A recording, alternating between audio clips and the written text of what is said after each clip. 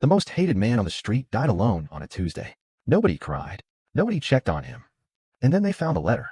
Everyone on Maple Close had a Mr. Henderson story. He yelled at kids for touching his fence.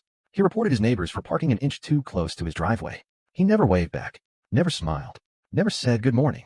For 11 years, he was the man everyone politely tolerated but privately despised. When he died, nobody noticed for 4 days. It was the smell that told them. Nobody cried at his door. A few neighbors gathered, more out of curiosity than grief. Someone said he brought it on himself. Others nodded. And just like that, they all went back inside. But 3 weeks later, every household on that street received an envelope. Handwritten. His handwriting. Inside was a letter. And a check. The letter started with, "I know you hated me. I don't blame you.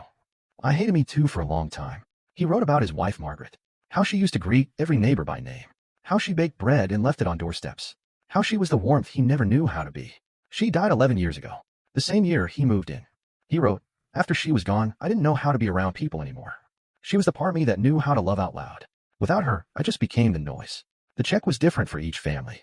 For the Johnsons, whose son had been collecting cans to pay for college, it was enough to cover his first year. For the elderly widow at number 7 who struggled with heating bills every winter, it was 3 years of warmth. For the young couple who had just lost their jobs, it was 6 months of breathing room. He had been watching, not with bitterness, with guilt, wishing he knew how to say "I see you," the way Margaret always did. At the bottom of every letter, the last line read, "I'm sorry I never learned to be here for you. I hope this is close enough." Nobody knew his first name was James. They only ever called him Mr. Henderson. The man they hated. The man who never stopped caring. Sometimes the people who look the coldest are just the ones who've lost the most.